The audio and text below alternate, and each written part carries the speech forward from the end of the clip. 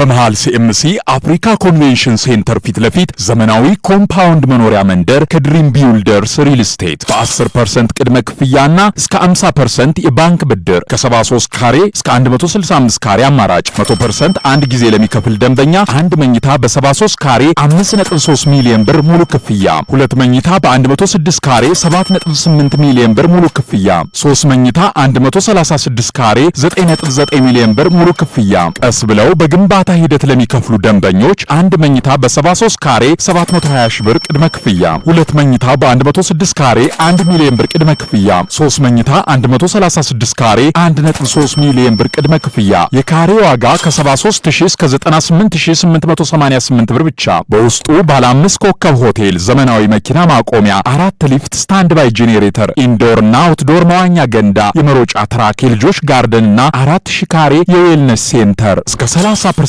ቅናሽ ያገኙ። አሁኑን ይደውሉ። ድሪም ቢውልደርስ ሪል ስቴት።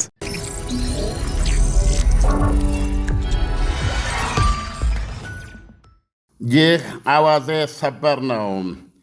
ዶናልድ ትራምፕ የነጻነት ፕሮጀክት ያሉትና 20 ያህል ሆርሙዝ መግቢያ ላይ ተሳስረው ለሳምንታት የቆዩ መርከቦችና መርከበኞችን በባህርና አየር ኃይሎቻቸው ለማሳለፍ ያደረጉት የመጀመሪያ ሙከራ በኢራን ሚሳኤሎች ተኩስ መክሸፉን ቴሄራን አስታወቀች።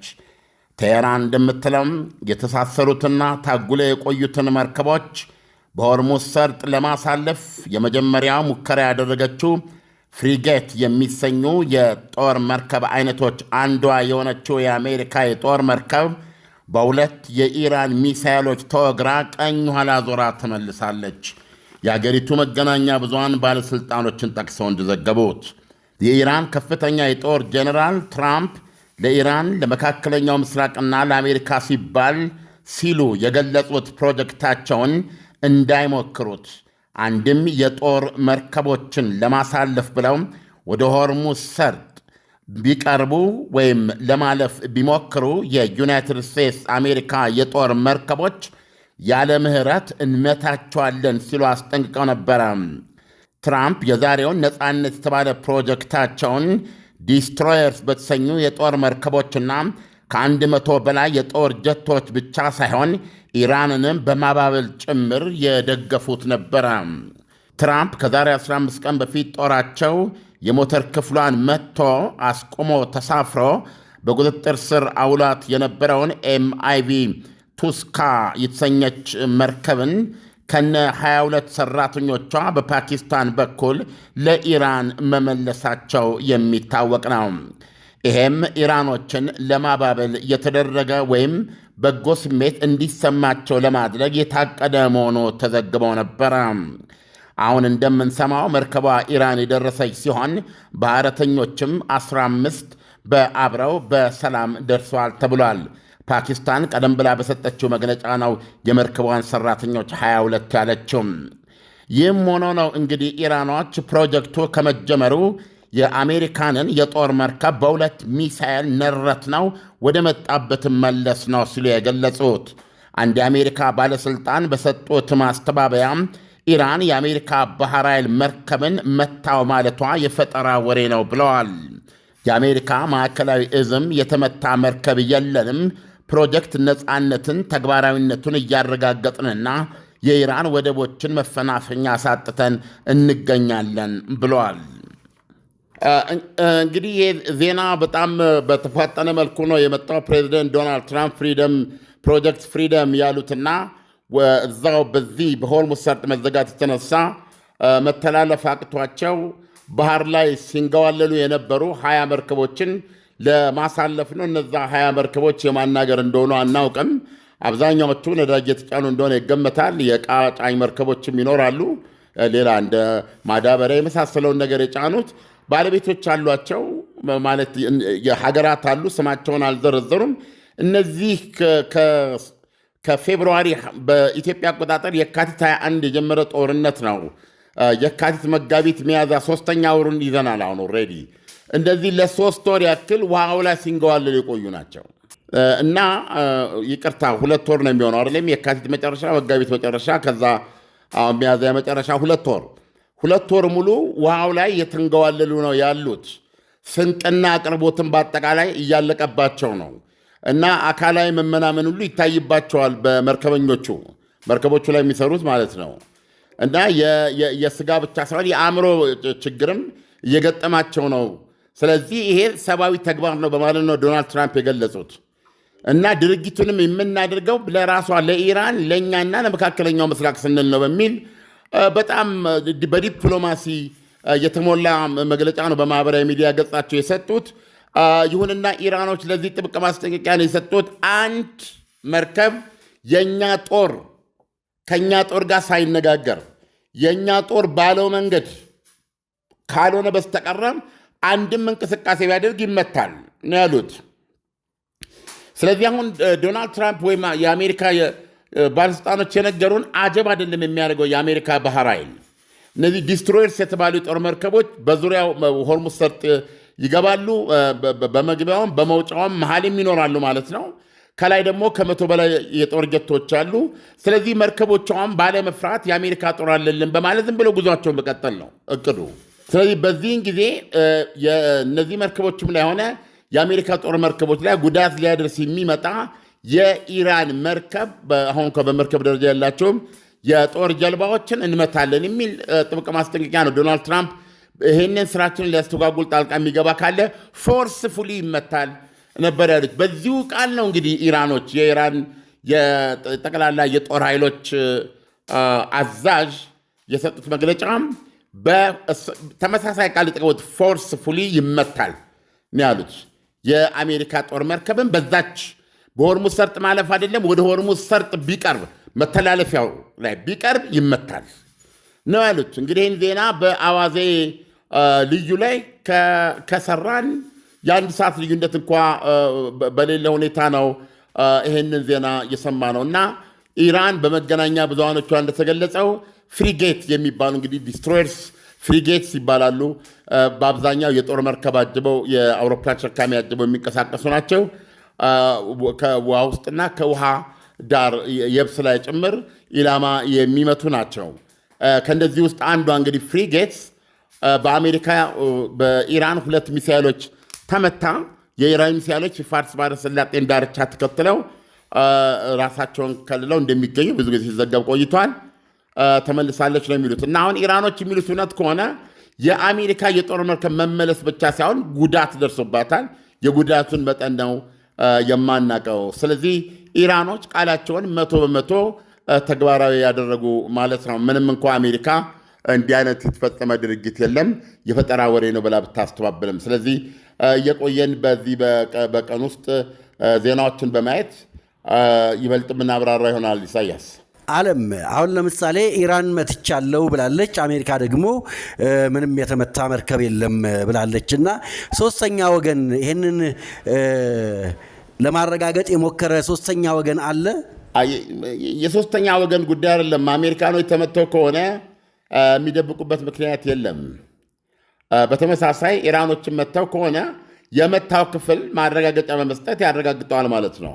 አሁን ዜና የተሰማው የሀገሪቱን የጦር ክፍል ጠቅሶ ምንድነው ሚዲያቸውን የተናገረው። ስለዚህ አንድ ለምሳሌ መርከቦች በዚህ በኩል ቢያልፉ መታለው ያሉት ሜጀር ጄኔራል አብዶላህ እሳቸው ለምሳሌ ይህን ማረጋገጫ ሊሰጡ ይችላሉ። ስለዚህ አሁን ኢራንም ማረጋገጫ መስጠት ትችላለች፣ አሜሪካም ይህን ማድረግ ትችላለች። እስካሁን ባለው ሁኔታ ግን አሜሪካ እያለች ያለችው የፈጠራ ወሬ ነው የምትለው። ስለዚህ ከሶስተኛ ወገን የተረጋገጠ አይደለም ማለት ነው። በሶስተኛ ወገን የተረጋገጠ አይደለም። በቂ ጊዜም ያገኙ አይመስለኝም። አሁን ለምሳሌ በኢራኖች ሰዓት አቆጣጠር ከኛ ብዙ የተለዩ አይደሉም፣ አመሻሽ ላይ ነው። በአሜሪካኖች ግን የሚነጋው በእኛ ከ8 ሰዓት በኋላ ነው። ስለዚህ በጣም የተቀራረበ ሰዓት ነው እና ይበልጥ መጠበቅ ይኖርብናል። ነገር ግን ይህ የተባለው ድርጊት እውነት ከሆነ ኢራን መርከቡን አትምታው፣ ቢያንስ ግን የጦር መርከቡን ለመምታት 2 ሚሳይል ተኩሳ ከሆነ አይ ቲንክ አጠቃላይ በተኩስ አቁም በቋፍ ተይዞ የቆየውን ግጭት እንደገና በተፋፋመ መንገድ ሊያፈነዳ የሚችል ክስተት ሊፈጥር ይችላል። አሁን ያለው ሁኔታ የአሜሪካ መርከቦቹን በጦር ኃይሏ እየመራች የማስወጣት ፕሮጀክት ዛሬ ጀምራለች። ስለዚህ በሚቀጥሉት ሰዓታት የአሜሪካ የጦር መርከብም ሆነ እነዚህ ከታጎሉት መርከቦች የተወሰኑት ሆርሙዝ ሰርጥ ውስጥ መግባት አለባቸው። ሆርሙዝ ሰርጥ ውስጥ መግባት ብቻ ሳይሆን በሆርሙዝ ሰርጥ በኩል ማለፍ አለባቸው። ስለዚህ ይህንን መነሻ አድርጋ ኢራን ጥቃት ፈጽማ ኢላማ ከመታች ፕሮባብሊ ለምሳሌ አሁን ፍሪጌቷ ተመታ ከሆነ በዛው ሆርሙዝ ሰርጥ ላይ ባህር ኃይል ለባህር ኃይል የሚወሰን አይሆንም። ይህንን ጉዳይ አዋዜ ልዩ ላይ አንስተን ተነጋግረን ነበረ። ፕሬዚደንት ዶናልድ ትራምፕ ሁለት የጦር እቅዶች ነው የቀረቡላቸው። አንደኛው እቅድ በጣም ለአጭር ጊዜ ለ2-3 ሳምንት ሊሆን ይችላል እንደዚህ ግን የተፋፋመ ድብደባ ኢራን ላይ ያም ድብደባ ዩናይትድ ስቴትስ አሜሪካ ሱፐር ፓወር መሆኗን የሚያሳይ ሌላ ሀያል በምድራችን ሀያሏ ሚሊተሪ መሆኗን ማሳየት የሚችል ድብደባ ነው ያሉት እና ያም ድብደባ ኢንፍራስትራክቸር የሚጨምር ከዚህ ዶናልድ ትራምፕ ያስጠነቀቁበት የኤሌክትሪክ መሰረተ ልማቷ ማመንጫ ማስተላለፊያ ገለመሌ የምትለው እንደዚሁም የኤነርጂ የነዳጅ ጉድጓዶች እነዚህ ላይ ሁሉ ያነጣጠረ ሊሆን የሚችል ለአጭር ጊዜ የሚካሄድ ግን በጣም ፓወርፉል ድብደባ አንዱ እቅድ ነው። ያ ኢራን ይሄ ነገር እንደማያዋጣትና አጠቃላይ ወደ ጽልመት እያስገባኝ ነው በሚል ግንዛቤ ወስዳ ሆርሙዝ ሰርጥን ክፍት እንድታደርግና ነገሮችን በድርድር ለመጨረስ ሸብረክ እንድትል ያስገድዳል ብለው ነው የሚያምኑት። ሌላው አማራጭ የቀረበ እቅድ ደግሞ ለፕሬዚደንቱ ኦልሬዲ ማብራሪያ የተሰጠበት ነው። ማዕከላዊ እዙ ነው ይህንን ማብራሪያ በዋነኛ እንደተሰጠው አድሚራል ብራድ ይባላሉ። ሁለተኛው እቅድ ደግሞ ሆርሙዝ ሰርጥ ላይ ውጊያ በማድረግ የኢራንን ኃይሎች ማስወገድ እና ይህንንም ለማጠናከር እግረኛ ወታደር ማሰማራት ጭምር በዙሪያ ባሉ ደሴቶች ላይ እንደዚህ አይነት እቅድ ነው ያለውና በዚህ መንገድ ሆርሙዝ ሰርጥን ተቆጣጥሮ መርከቦች እንደልባቸው እንዲሄዱና እንዲመለሱ ማድረግ ይላል። ለምን ያህል ጊዜ በምን ሁኔታ ሊቆይ ይሄ የሚሉ ብዙ ጥያቄዎች ሊነሱ ይችላሉ። ግን እነዚህ አይነት ሁለት የጦር እቅዶች እንደቀረቡላቸው ይታወቃል። ስለዚህ አሁን ይህን በማስኬድ ሂደት ለምሳሌ በጣም እርግጠኛ ሆኖ መናገር የሚቻለው የአሜሪካ የጦር መርከብ በኢራን ተመታ ትሰናከላለች የሚል ግምትም ሐሳብም ላይኖር ይችላል። በአሜሪካ በኩል የተባለው ፍሪጌት ላይ ደረሰ የተባለው ጥቃት የእውነት ከሆነ ምላሹ ጦርነቱን በጣም ሊያጋግመው ይችላል። ዓለም አሁን ለምሳሌ በዚህ የድርድር ወቅት ወይም ሂደት ውስጥ ኢራን ትልቅ እፎይታ ከማግኘቷም ባሻገር በተለያየ መንገድ ዓለምን የማስፈራራት በጦርነቱ ድሉ የእሷ እንደሆነ በማስቀመጥ ሆርሙዝን ሙሉ በሙሉ በመዝጋት ውጤታማ መሆኗን በመናገር የተሻለ እድል አላገኘችበትም ወይ? አሁን በቀጥታ በጦርነቱ ጊዜ ሂደት ውስጥ መሰረተ ልማቶቿን መምታት የህዝብን ሀብት ማጥፋት ነው ምናምን እንዲህ አይነት ነገሮችን በማድረግ ትልቅ ስጋት ውስጥ ወድቃ ነበር እና ይሄ የእፎይታ ጊዜ ከአሜሪካ ይልቅ ለኢራን ውጤታማ አልሆነም ወይ? ውጤታማነቱ እንግዲህ የሚለካው ኢራን ሆርሙዝ ሰርጥን ተቆጣጥራ በቆየች ቁጥር የሚያሳድረው ዓለም አቀፋዊ የኢኮኖሚ ጫና አሜሪካ ላይ በአሜሪካ ኢኮኖሚ ላይ ወይም በአሜሪካ ኑሮ ላይ የሚያሳድረው ጫና ተዳምሮ ዶናልድ ትራምፕ ለእኛ ጥያቄዎች ተገዢ እንዲሆኑ ያደርጋቸዋል የሚል ነው። አንደኛ የሆርሙዝ ሰርጥን በሚከፈተው በኢራን ሉዓላዊነት ስር እንዲሆን አሜሪካ እንድትቀበል ያደርጋታል። ሁለተኛ በኒውክሌር ጉዳይ ላይም ለምሳሌ ለሰላማዊ ዓላማም ቢሆን ምንም ማበልጸግ የለባችሁም መፈራረስ አለበት የሚለውን ነገር ቢያንስ በዚህ ፖይንት ለምሳሌ 3.5 ድረስ ማበልጸግ ትችላላችሁ ለሰላማዊ ዓላማ ማለት ነው። ስለዚህ የኒውክሌር ተቋሙን የሚተዉበት በዚህ ላይ ስምምነት እንዲያደርጉ ሊያደርጋቸው ይችላል ብላ ልታሰብ ትችላለች ኢራን።